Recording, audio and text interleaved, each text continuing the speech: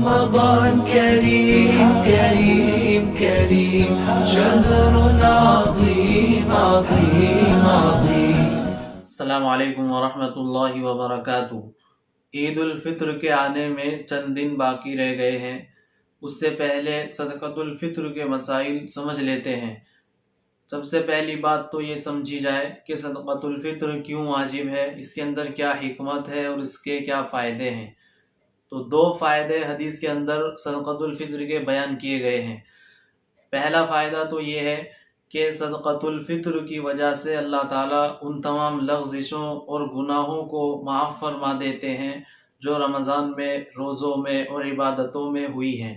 کوئی آدمی یہ دعویٰ نہیں کر سکتا کہ میں نے ایک لمحہ بھی لغزش نہیں کی، خطا نہیں کی، میں نے پورا رمضان پورے روزے بغیر گناہوں کے رکھے ہیں. کہیں نہ کہیں غلطی ہو ہی جاتی ہے، انسان ہے. تو ان لغزشوں کو اللہ تعالیٰ اس صدقۃ الفطر کی برکت سے معاف فرما دیتے ہیں. یہ صدقۃ الفطر کا پہلا فائدہ اور پہلی حکمت ہے.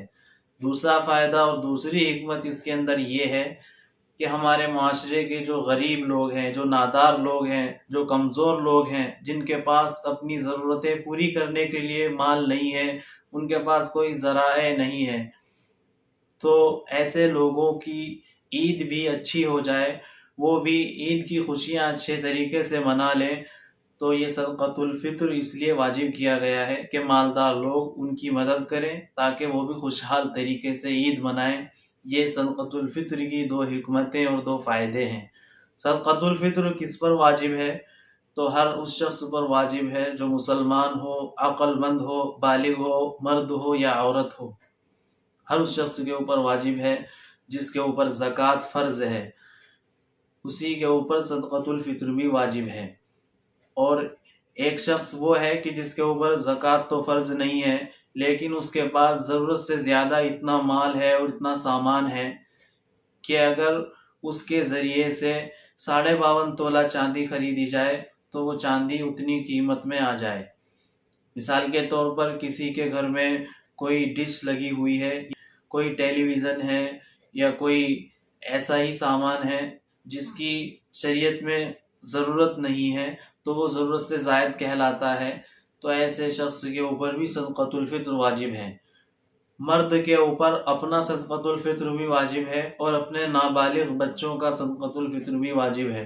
اور عورت کے اوپر اگر وہ مالدار ہے تو وہ خود صرف اپنا صدقۃ الفطر ادا کرنے کی مکلف ہے. بچوں کا صدقۃ الفطر اس کے اوپر واجب نہیں ہے، وہ مرد کی ذمہ داری ہے. لیکن عام طور سے ہمارے گھروں میں بیوی کا اور عورت کا صدقۃ الفطر بھی مرد ہی ادا کرتا ہے، تو وہ بھی ادا ہو جائے گا اگر بیوی کا صدقۃ الفطر شوہر ادا کر دے. اس کے بعد یہ سمجھنا چاہیے کہ صدقۃ الفطر چند چیزوں کے ذریعے سے دیا جا سکتا ہے. نمبر 1، گیہوں کے ذریعے، کشمش کے ذریعے، کھجور کے ذریعے، پنیر کے ذریعے. اگر گیہوں سے ادا کرنا ہے تو ہم جس علاقے میں رہتے ہیں، سہارنپور، اس کے دیہات اور اطراف اور گاؤں وغیرہ میں صدقۃ الفطر کی قیمت گیہوں کے اعتبار سے جو طے کی گئی ہے وہ 55 روپے 55 روپے دینے ہیں. اس کے بعد الگ الگ قیمتیں ہیں، کھجور کے لیے الگ ہے، کشمش کے لیے الگ ہے، پنیر کے لیے الگ ہے. اس کی تفصیل انشاءاللہ اگلی ویڈیو میں آپ کے سامنے آئے گی.